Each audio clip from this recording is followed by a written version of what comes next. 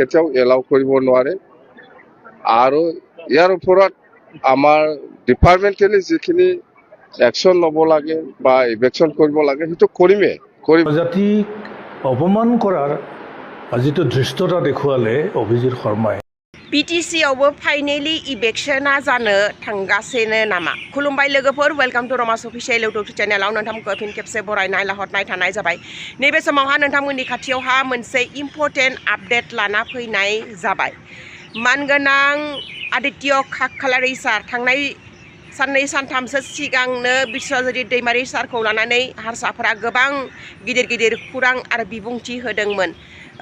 आसाम एसेम्ब्लियाव सुवा नांनाय बा कामाख्यानिफ्राय पुजारी लाबोना गंगा जल दोस्रुनाय नैबेबायदि खुरांखौ फोरमायदोंमोन हारसाफोरा।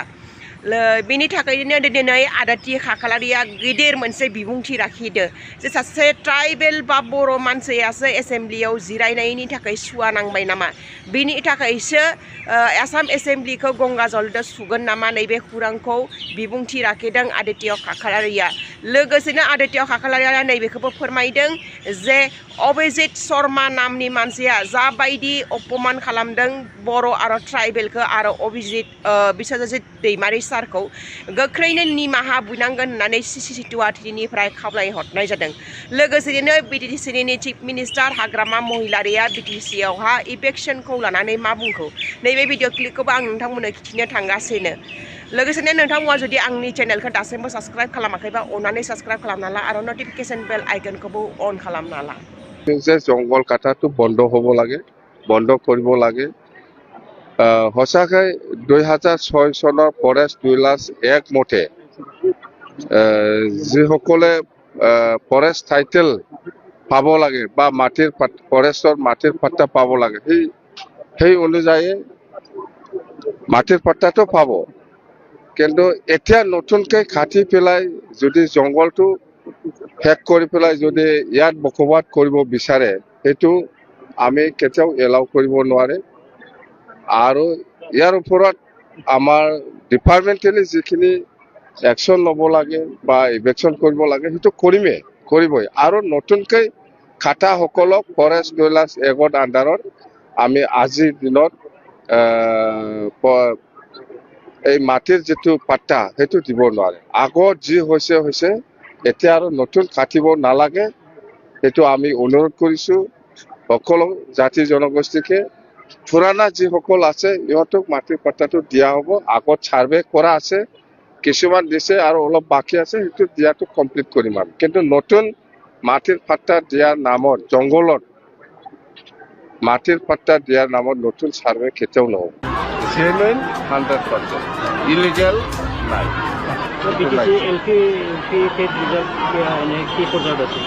এইটো এডুকেশ্যন ডিপাৰ্টমেণ্টৰ লগত আলোচনা কৰিলে গম পাব। মুঠতে আমি 8 মাহ হৈছে প্ৰায় বিৰাট সুন্দৰকৈ আমি কাম কৰিম। কোনো নাৰাজ হ'ব নালাগে। যিসকল লিগেল সেইটো পাবই, সিহঁতৰ হওক যিকোনো ফৰেষ্ট আৰু আমাৰ ডিচি ছেক্ৰেটাৰী সেইবিলাকক আমি ভেৰিফাই কৰি আছে। জেনুইন 100%, ইলিগেল নাই। Thank you sir. আজি মন্ত্ৰীসভাৰ সম্প্ৰসাৰণ হ'ল, তাতে BPFৰ এজন দাবী থাকিব লাগিছিল। আমি কৈছোঁ CM ছাৰে ভাল পাই পেলাই আমাক এজন মন্ত্ৰী দিছে, ধন্যবাদ, কিন্তু আমি মন্ত্ৰী বিচৰা নাছিলোঁ। আগলৈ কি আগলৈ মানে আগলৈ আজিলৈকে আশা থাকিব? আশা আমাৰ আশা নাথাকে। আমাৰ আশা নাই মানে আশা কৰি কি লাভ আছে? আমি নলমেই বুলি কৈছোঁ, নালাগে বুলি কৈছোঁ আৰু ইয়াত কিবা আশা থাকে নেকি?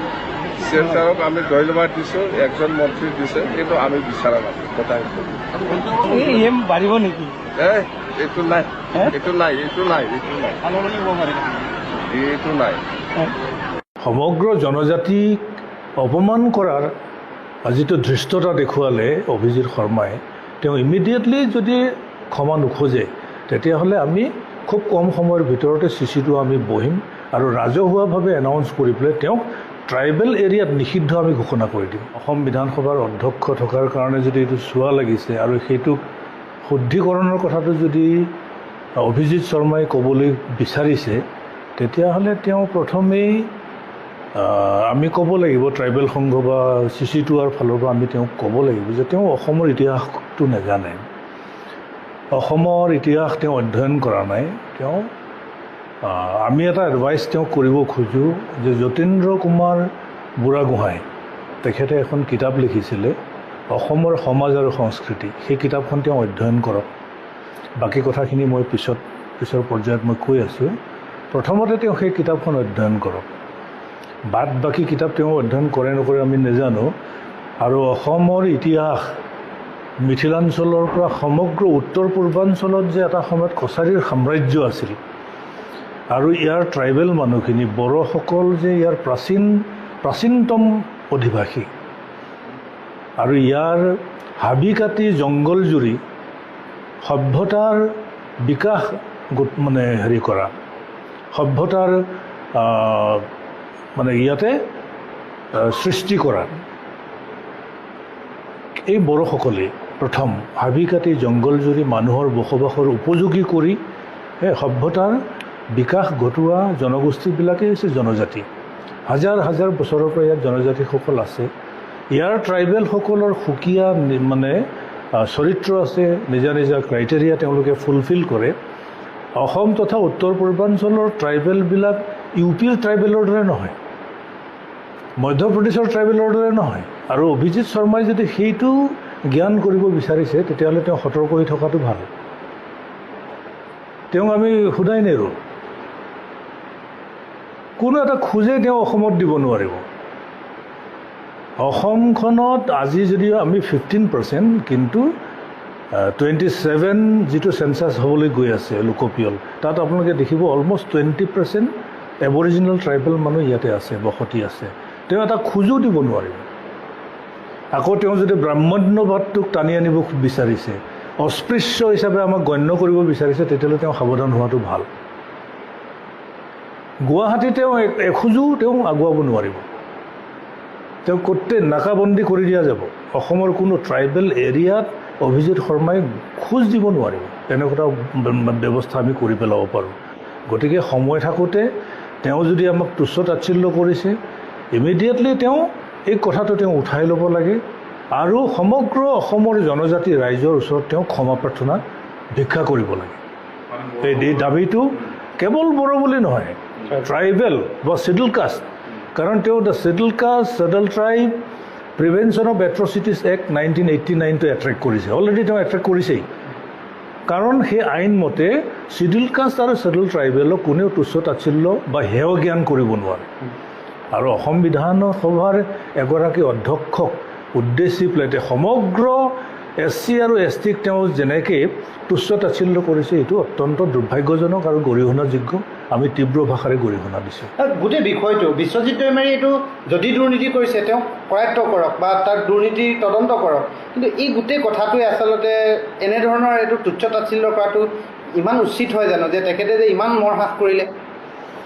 স্বাভাৱিকতেই বিগত সময়ছোৱাত আমি দেখিলোঁ বিশ্বজিৎ দৈমাৰী ডাঙৰীয়া যেতিয়া বিধানসভাৰ অধ্যক্ষ আছিল, তেওঁ মানে পুৰণি পৰম্পৰাবিলাক সলনি কৰিবৰ কাৰণে য'ত পূৰ্ণস্থিতি তেওঁ চেষ্টা চলাইছিল। বহু নতুনত্ব তেওঁ আনিলে বিধানসভাত। MLA সকলৰ কাৰণে বিভিন্ন ধৰণৰ সুবিধা বা লাইব্ৰেৰীৰ পৰা আদি কৰি এছেম্বলি হল নতুনকৈ নিৰ্মাণ কৰা হ'ল। আৰু প্ৰদূষণমুক্ত কৰিবৰ কাৰণে তেওঁ বেটাৰী চালিত গাড়ী কিছুমানো যোগান ধৰিলে। আৰু তেওঁ তেতিয়া সংবাদ মাধ্যম বা অসম চৰকাৰে বাহ লৈছিলে। কিন্তু আজি নতুন অধ্যক্ষ এজন আহিল, তেওঁ কিহৰ ভিত্তিত মানে আগৰ অধ্যক্ষজনৰ ওপৰত দুৰ্নীতিৰ আঙুলি টোৱাইছে, সেইটোও আমাৰ অলপমান বোধগম্য হোৱা নাই। আৰু যদি স্বাভাৱিকতে তেওঁ যদি কিবা দুৰ্নীতিত লিপ্ত হৈছে, তাৰ এটা নিৰপেক্ষ তদন্ত হোৱাটো আমি কামনা কৰোঁ। কিন্তু এজন অধ্যক্ষ হিচাপে 5 বছৰ সফলভাৱে কাৰ্যকাল পৰিচালনা কৰাৰ পিছত তেওঁক মানে একেধাৰেৰে মানে একদম দুৰ্নীতিত নিমজ্জিত এগৰাকী ব্যক্তি এনেকুৱা ধৰণৰ সজাবলৈ যোৱাটো কিন্তু সমীচীন নহয়। যদি তেনেকুৱা কিবা এটা সন্দেহ আছে তেতিয়াহ'লে তদন্ত হ'ব লাগে, তদন্তৰ আওতালৈ সকলোকে আনিব লাগে, সকলো পক্ষকে আনিব লাগে। কিন্তু তাক আলম হিচাপে লৈ সমগ্ৰ জনজাতিক অপমান কৰাৰ যিটো ধৃষ্টতা দেখুৱালে অভিজিৎ শৰ্মাই, তেওঁ ইমিডিয়েটলি যদি ক্ষমা নোখোজে তেতিয়াহ'লে আমি খুব কম সময়ৰ ভিতৰতে চিচিটো আমি বহিম আৰু ৰাজহুৱাভাৱে এনাউন্স কৰি পেলাই তেওঁক ট্ৰাইবেল এৰিয়াত নিষিদ্ধ আমি ঘোষণা